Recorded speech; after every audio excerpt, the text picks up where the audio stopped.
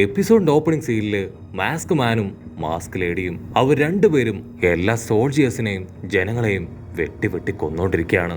അതേസമയം ഗ്രൗണ്ട് ഫ്ലോറിൽ ഒരുപാട് സോൾജിയേഴ്സും ജനങ്ങളും അവർ പരസ്പരം സംസാരിക്കും. നമുക്കിപ്പോ മുകളിൽ ഐസ്ബർഗിന്റെ മുറിയിലേക്ക് പോണോ അതോ ഇവിടെ തന്നെ നിൽക്കണോ? അവിടെ ഓൾറെഡി ഒരുപാട് സോൾജിയേഴ്സ് ഉണ്ട്, സോ ഇവിടെ തന്നെ നിൽക്കാം എന്നൊക്കെ അവർ പരസ്പരം പറയുമ്പോഴായിരിക്കും സ്റ്റെയറിൽ നിന്ന് ഇപ്പൊ ഒരു കണ്ണ് അതങ്ങനെ ഉരുണ്ടുരുണ്ട് താഴേക്ക് വീഴ. എന്തോ ഒരു ഡൗട്ട് തോന്നി അവർ പതിയെ മുകളിലേക്ക് കയറുമ്പോഴായിരിക്കും അവിടെ ഉണ്ടായിരുന്ന ജനങ്ങളും സോൾജിയേഴ്സും എല്ലാവരും തന്നെ ചോരയിൽ കുളിച്ച് അങ്ങനെ മരിച്ചു കിടക്കാണ്. ഉടനെ അവർ പേടിച്ച് മുൻപോട്ടേക്ക് പോവും. അപ്പോൾ ഒരു അപ്പൂപ്പൻ ആള് വിളിച്ചു ചോദിക്കും, എന്തു പറ്റി, അവിടെ എന്തെങ്കിലും കുഴപ്പമുണ്ടോ? അതിന് അവര് പറയും, ഇവിടെ എല്ലാവരും മരിച്ചു കിടക്കാണ്. അതിന് അപ്പൂപ്പൻ ചോദിക്കും, അത്രയും പവർഫുൾ ആയിട്ടുള്ള കക്കു ലിച്ചിയും അവിടെ ഇല്ലേ? അപ്പോഴായിരിക്കും ഒരു വമ്പ ട്വിസ്റ്റ്, അവർ രണ്ടുപേരും രക്തത്തിൽ കുളിച്ച് കിടക്കാണ്. അപ്പൂപ്പൻ ടൈൽ സ്റ്റോണ് ആള് ഫുൾ കലിപ്പില് മുകളിലേക്ക് കയറി വരും. ആളുടെ കയ്യിലുള്ള വലിയ ഹാമർ അത് വെച്ച് ചെയറിലിരിക്കുന്ന മാസ്കുമാനെ തല്ലിക്കൊല്ലാനായിട്ട് ഓടി അടുക്കും.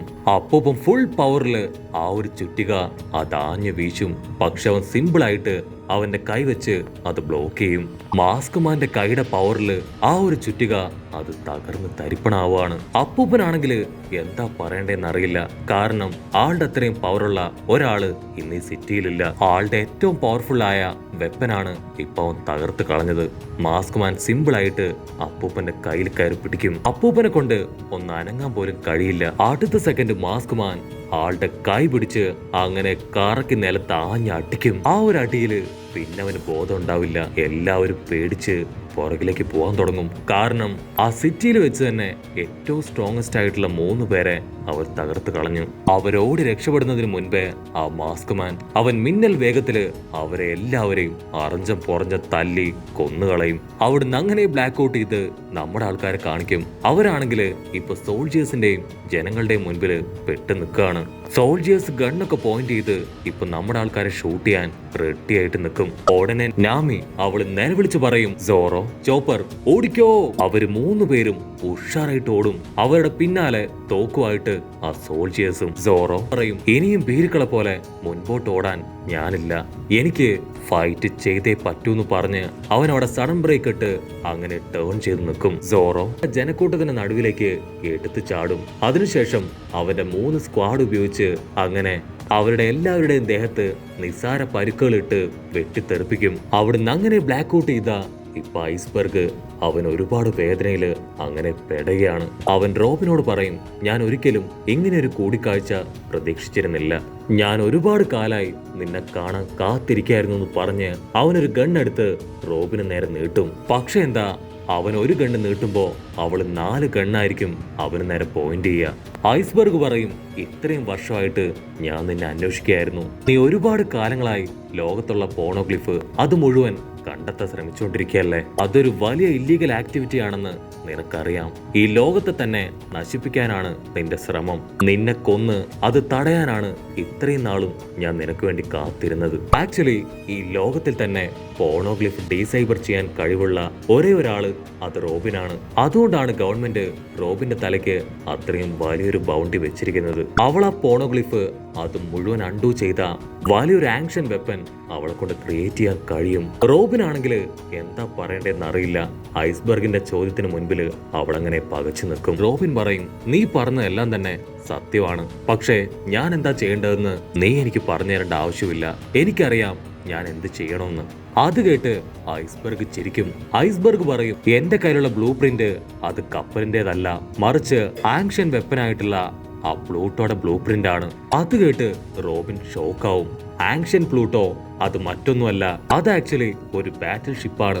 ഒരുപാട് കാലങ്ങളായി ആ കപ്പല് ഇവിടേക്ക് കൊണ്ടുവന്നിട്ട് ആ ഒരു കപ്പലിന്റെ ബ്ലൂ പ്രിന്റ് ആണ് ഇപ്പൊ ഒരുപാട് കാലങ്ങളായി കൈമാറി കൊണ്ടുവന്നിരിക്കുന്നത്.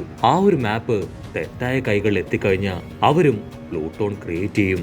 അങ്ങനെയൊന്നും ഉണ്ടാവാതിരിക്കാനാണ് ഗവൺമെന്റ് കർക്കശമായ നിയമങ്ങൾ ഇതിനു നേരെ എടുത്തിരിക്കുന്നത്. ആ ഒരു മാപ്പ് സ്വന്തമാക്കാൻ ഗവൺമെന്റ് ഒരുപാട് ശ്രമിച്ചു, പക്ഷേ ഗവൺമെന്റിന് അത് സാധിച്ചില്ല. അതിനുശേഷം ഗവൺമെന്റ് ആണ് CP9 സഹായം ആവശ്യപ്പെട്ടത്.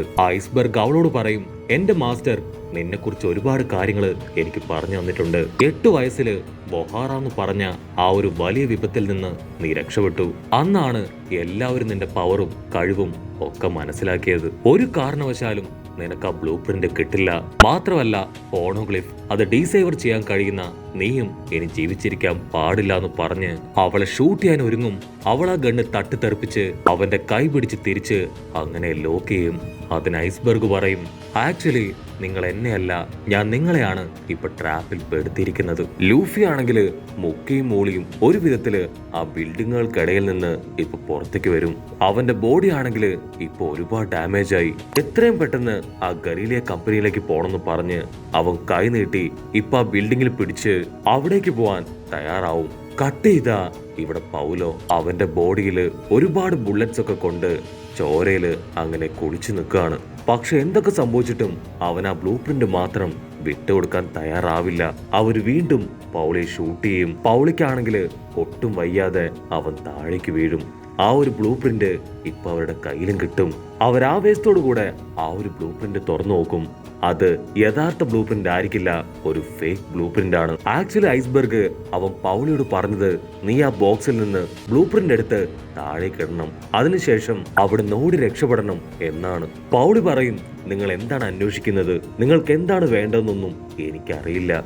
വില്ലന്മാർ രണ്ടുപേരും അങ്ങനെ ഷോക്കായിട്ട് നിൽക്കുകയാണ്.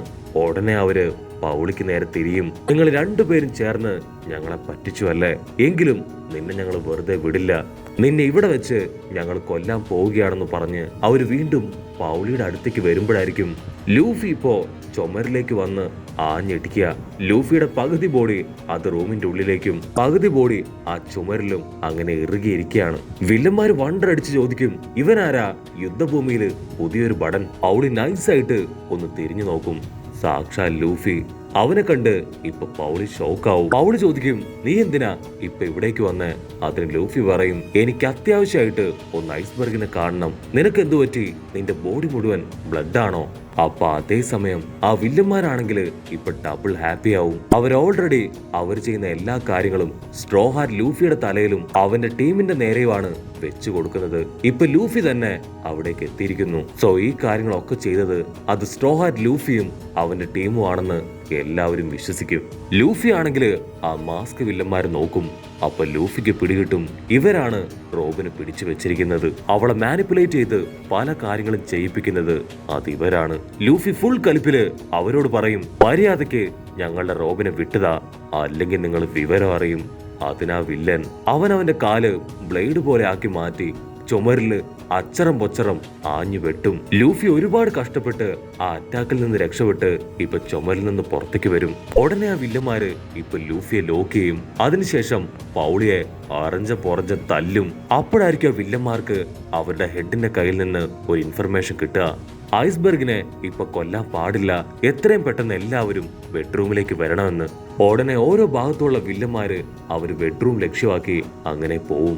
ഇവിടെ പൗലിയും ലൂഫിയും അവർ രണ്ടുപേരും ഇപ്പൊ ലോക്കായിട്ട് അങ്ങനെ കിടക്കുകയാണ്. പൗലി ലൂഫിയോട്, ഐ ആം സോറി, ഞങ്ങൾ നിങ്ങളെ തെറ്റിദ്ധരിച്ചു, ഞങ്ങളോട് നീ ക്ഷമിക്കണം. അതിന് ലൂഫി പറയും, അതൊന്നും കുഴപ്പമില്ല, ഞങ്ങൾക്കിപ്പോ ആവശ്യം ഞങ്ങളുടെ ടീം മെമ്പർ റോബിനെയാണ്. ആ ദുഷ്ടന്മാര് അവരെങ്ങനെയൊക്കെ മാനിപ്പുലേറ്റ് ചെയ്താണ് അവളെ എങ്ങനെയാക്കി മാറ്റിയത്. ഞങ്ങൾക്ക് എങ്ങനെയെങ്കിലും അവളെ തിരികെ കിട്ടണം. അതിന് പൗല് ചോദിക്കും, നിന്നെ കൊണ്ട് ഫൈറ്റ് ചെയ്യാൻ കഴിയോ? ഉടനെ ലൂഫി, കഴിയും, എന്നെ കൊണ്ട് ഉറപ്പായിട്ടും ഫൈറ്റ് ചെയ്ത് അവരെ തോൽപ്പിക്കാൻ കഴിയും. അങ്ങനെയാണെങ്കിൽ നമുക്ക് ഒരുമിച്ച് നിന്ന് ഫൈറ്റ് ചെയ്യാന്ന് പൗലി പറയും. ഐസ്ബർഗ് എന്റെ ടീച്ചറാണ്, എനിക്ക് ജീവനുള്ളിടത്തോളം കാലം അദ്ദേഹത്തിന് ഒന്നും സംഭവിക്കാൻ ഞാൻ അനുവദിക്കില്ല എന്ന് പറഞ്ഞ് അവനങ്ങനെ പൊട്ടിക്കരയാണ്. അവിടുന്ന് അങ്ങനെ കട്ട് ചെയ്ത ഇപ്പൊ ഐസ്ബർഗിന്റെ ബെഡ്റൂം കാണിക്കും. CP9 എല്ലാ മെമ്പേഴ്സും ഇപ്പൊ അവിടെ ഉണ്ട്. ഐസ്ബർഗ് തീർത്തു പറയും, നിങ്ങൾ എന്തൊക്കെ ചെയ്തിട്ടും കാര്യമില്ല, ആ സ്കെച്ച് നിങ്ങൾക്ക് കിട്ടില്ല. അപ്പോഴായിരിക്കും ഒരു വമ്പൻ ട്വിസ്റ്റ്. മുൻപ് ചത്തു കിടന്ന ആ ഒരു പ്രാവ് അതങ്ങനെ പറന്നു വന്ന് ഒരുത്തന്റെ ഷോൾഡറിലിരിക്കും. അവൻ മാസ്ക് മാറ്റും. അത് മറ്റാരുമല്ല, സാക്ഷാൽ ലച്ചി. അവൻ കൂടെ നിന്ന് ഇത്രയും കാലവും ഐസ്ബർഗിനെ ചതിക്കുകയായിരുന്നു. അപ്പൊ മറ്റൊരുത്തൻ അവനിപ്പോ അവന്റെ ഫേസിലെ മാസ്ക് മാറ്റും. അത് മറ്റാരുമല്ല, സാക്ഷാൽ കക്കു. ഐസ്ബർഗിനാണെങ്കിൽ അത് വിശ്വസിക്കാൻ കഴിയില്ല. കക്കു പറയും, ഗവൺമെന്റ് ചോദിച്ചപ്പോ നിനക്കതങ്ങ് കൊടുത്തുകൂടായിരുന്നോ? വെറുതെ ഇത്രയും പ്രോബ്ലംസ് നീ ക്രിയേറ്റ് ചെയ്തത് എന്തിനാ? ചാട്ട കൊണ്ടടിച്ച ആ ഒരു മാസ്ക് മാസ്ക് ഇട്ട വില്ലത്തി അത് മറ്റാരുമല്ല ഐസ്ബർഗിന്റെ അസിസ്റ്റന്റ് ആണ്. അതിന്റെ അടുത്തായിട്ട് മാസ്ക് ഇട്ട് നിൽക്കുന്നത് ആ ബാറിന്റെ ഓണർ. അവര് പറയും, ഇപ്പൊ നിനക്ക് എല്ലാം ക്ലിയർ ആയില്ലേ, ഇനി നമുക്ക് ഫൈറ്റ് ഒന്നും വേണ്ട, ആ ബ്ലൂ പ്രിന്റ് അത് മര്യാദയ്ക്ക് തിരിച്ചതാ. ഐസ്ബർഗിനാണെങ്കിൽ എന്താ പറയണ്ടെന്ന് അറിയില്ല. ആളങ്ങനെ ഫ്രീസ് ആയിട്ട് നിൽക്കുന്നതോട് കൂടെ ഈ ഒരു എപ്പിസോഡും അവസാനിക്കുന്നു. എപ്പിസോഡ് ഇഷ്ടപ്പെടുകയാണെങ്കിൽ തീർച്ചയായിട്ടും ലൈക്ക് ചെയ്യാനും കമന്റ് ചെയ്യാനും ഷെയർ ചെയ്യാനും മറക്കല്ലേ. അടുത്തൊരു അടിപൊളി എപ്പിസോഡുമായിട്ട് കാണുന്നവരെ it's me with Mallu episode.